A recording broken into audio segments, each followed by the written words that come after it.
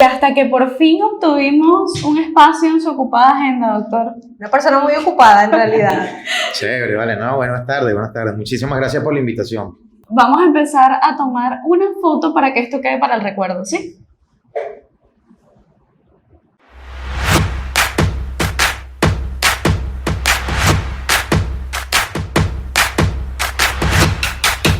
Un break inmobiliario. Porque ajá. Entre sudor, lágrimas y risas le damos vida a tus sueños. Cortesía de Sugar and Love Bakery. Complacemos tus antojitos. Albites Confiture. Mermeladas 100% naturales. Y así empieza entonces el quinto episodio de Un Break Inmobiliario. Con Yulibel Ainaga Lisbeth Andrade y nuestro invitado especial el día de hoy, el doctor Luis Díaz.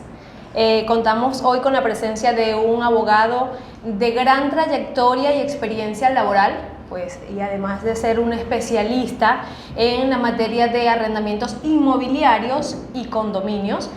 Y bueno, tenemos la fortuna de que esta estrella sea pues el asesor jurídico de nuestra marca. De verdad que nos sentimos sumamente complacidos de contar con una persona tan brillante, con una mente tan brillante dentro de nuestra marca. Bienvenido, doctor. Bueno, muchísimas gracias nuevamente. Gracias por la invitación y realmente el placer es mío, ¿ok? De poder contar con ustedes, con un equipo tan maravilloso. Un equipo que más allá de ser tan profesional y tan eficaz en las labores que realiza, pues en mi caso en particular me han dado haya tenido una receptividad, pues más allá de ser profesionales y colegas, me han hecho sentir en familia, ¿no? Y eso también se agradece y eso lo hace a uno sentir más cómodo y evidentemente con más compromiso hacia ustedes cada día. Sí, eso es muy importante. Realmente el doctor Luis, como comentaba Lisbeth, es una persona con amplia experiencia como abogado. Sin embargo, el tema que nos concierne, en nuestro caso el día de hoy, es el tema de los arrendamientos. Y es porque tenemos, digamos, muchas malas prácticas por desconocimiento y qué más que asesorarnos del especialista en arrendamientos inmobiliarios y condominios. ¿Cuál considera usted, doctor, que es uno de los más grandes errores o uno de los más comunes que cometemos los asesores inmobiliarios respecto a los arrendamientos residenciales, por ejemplo, que es un tema bastante común dentro de nuestro día a día? Fíjate, esa es una pregunta bien grandota, ¿no? ¿Qué sucede? Al menos en mi experiencia, o sea, los asesores, los colegas, incluso abogados en ejercicio, el error más común y siempre lo he dicho, pues los conflictos en materia de arrendamiento se presentan o no desde el inicio, es decir, desde la redacción del contrato. Lo más común que he visto hasta ahora es contratos de arrendamientos residenciales celebrados por 6 meses. ¿Cuál es la excusa del asesor o del colega abogado? No, lo que pasa es que así lo quiere el cliente o así lo pide el cliente. Otro error muy común, se alquila apartamento, pero solo empresas jurídicas. Eso lo he peleado muchísimo, eso lo he dicho muchísimo en las redes sociales, conferencias, asesorías, etcétera, ¿no? Existe esa mala información. A mí me dice mucho, doctor, pero es que así lo venimos haciendo desde hace no sé cuántos años. Es que el problema es cuando la excepción se convierte en la regla. Y es que iniciamos nosotros en nuestra experiencia como asesores inmobiliarios con el hecho de, digamos que teníamos la idea que era más seguro hacer un arrendamiento con una persona jurídica en lugar de una persona natural por temas de compromiso, por temas incluso de reputación. ¿Y cuál sería la consecuencia de seguir con esta mala práctica? O sea, ¿en qué puedo perjudicar al propietario si sigo haciéndolo de esta manera solo por el hecho de que así se viene haciendo desde algún tiempo? Correcto, fíjate, ¿qué era lo que te iba a decir? La costumbre, nosotros los abogados sabemos que la costumbre es una fuente del derecho. Y yo siempre he dicho, la costumbre lo es, pero no la mala costumbre. O sea, la mala costumbre no va a ser fuente de nada, ¿sí? Ni del derecho ni de cualquier otra cosa. ¿Cuál es la consecuencia? Que si seguimos con la mala costumbre, se le sigue dando una garantía ilusoria, o sea, una garantía que no existe al propietario. En primer lugar, lo estás complaciendo. O sea, Si yo soy el experto, y si yo asesor, yo tengo que asesorar al propietario, es decir, decirle, mire, usted está en una equivocación y las consecuencias son estas. Por ejemplo, ok, no, yo quiero solamente que mi casa sea arrendada a una persona jurídica. Es lo más común. Ok, Sí. la parte de la asesoría es la siguiente, o sea, el hecho de que usted le arriende a una persona jurídica o se lo arriende a una persona natural es lo mismo, es decir, el hecho de que sea persona jurídica no te garantiza nada. ¿Qué le preocupa a la gente, al propietario?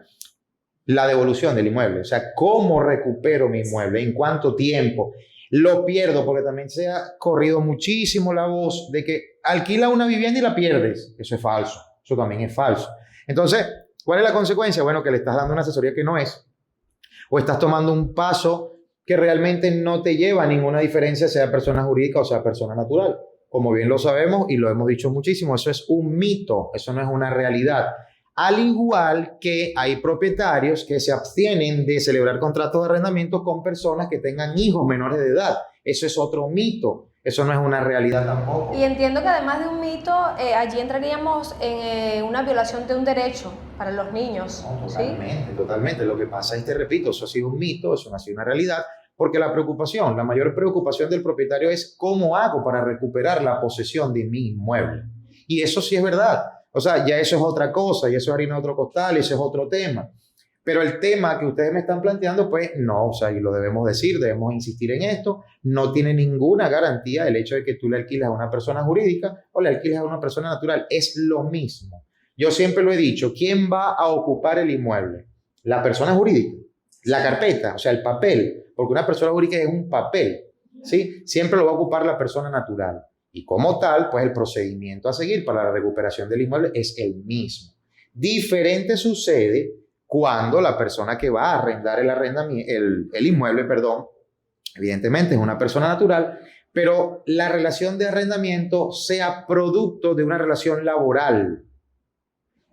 En ese caso sí hay una gran diferencia, pero repito, eso es otro tema, ¿sí? El tema de hoy, un mito, si es un mito versus una realidad, no hay garantía. Es que creo que ese es el origen de que se haya, digamos, tergiversado toda esta información, porque inicialmente la idea era hacer contratos de arrendamientos residenciales a personas jurídicas que tuviesen, digamos, un personal que viniera acá a la zona y estuviese temporal, y se colocaba pues en el contrato de arrendamiento el nombre del ocupante del inmueble y manejarlo bajo esa figura.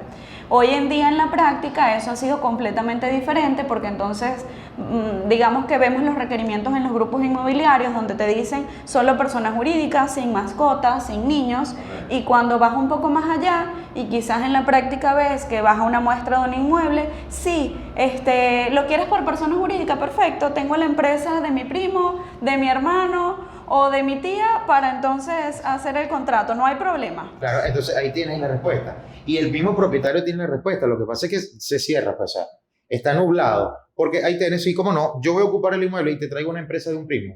Sí, eso no tiene sentido. ¿Cuál es la garantía? O sea, eso no tiene ninguna garantía. A ver, y no solo nos encontramos frente a la situación de lo que estamos conversando de alquileres a través de personas jurídicas, que el propietario piense que esto le va a dar mayor garantía al arrendar su inmueble. También hemos encontrado propietarios que sugieren que el alquiler se haga o que el contrato de arrendamiento se haga bajo la figura de un alquiler por temporadas.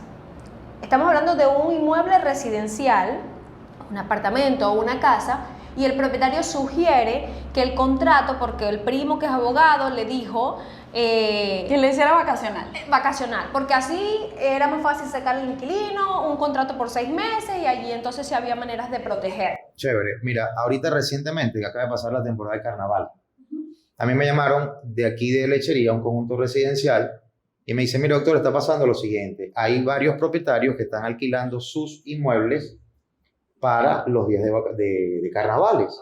Y está pasando esto, está pasando aquello. Uno, la ley de arrendamientos inmobiliarios para fines residenciales no contempla la figura del arrendamiento vacacional, recreacional, etc. De hecho, en la mayoría de los casos sucede, a ver, un conjunto residencial aquí en la zona, no sé, cualquiera que ustedes conozcan para no particularizar, ¿no? Por lo general, o está sometido al régimen de propiedad horizontal, condominio, o está sometido, por supuesto, al régimen de una comunidad de propietarios, en donde si no tenemos una una constitución de una propiedad horizontal, entonces se hace a través de una asociación civil. Pero finalmente los estatutos son casi básicamente los mismos, las mismas normas, ¿no?, que se rigen para la propiedad horizontal. ¿Qué sucede? Más allá de que la ley entonces no contemple este tipo de arrendamiento, esta figura, lo cual lo hace totalmente ilegal. O sea, yo he visto contratos de arrendamiento como tal, y esos son contratos nulos, de toda nulidad, no tienen fundamento, por 6 meses, como lo acaba de decir, o menos tampoco, porque la ley es clarísima en arrendamientos de vivienda, cuando te establece que es mínimo 1 año. Vuelvo, no estás alquilando para vivienda, estás alquilando para vacaciones, para fines recreacionales, es decir, ya sale del ámbito del arrendamiento residencial. Entonces, ¿qué pasa? Más allá de eso, entonces tienes ahora, si es un inmueble regido por la propiedad horizontal, tienes un condominio que te estipula en sus estatutos que todos los inmuebles que formen parte de esa propiedad horizontal serán dedicados a los fines de residencia, fines de vivienda familiar, y así lo establecen los condominios. Eso no lo estoy diciendo yo, no lo estoy inventando, ¿no? Igual sucede en este tipo de urbanizaciones en donde no hay propiedad horizontal, pero hay una comunidad de propietarios, pues tenemos asociaciones civiles sin fines de lucro que establecen esas normas. Eso prohíbe, o si no lo prohíbe, al menos de una manera indirecta, al decirte que los fines son familiares, ya usted sabe que usted no debe, ¿ok?, cometer la locura, porque es una locura, de arrendar bajo esa modalidad. ¿Qué sucedió ahorita?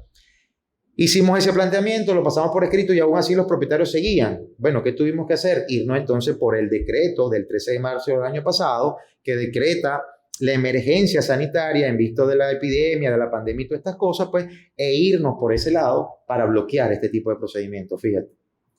¿Ok? Porque evidentemente usted no puede evitar que un propietario alquile con fines familiares residenciales. ¿Cómo no? Chévere.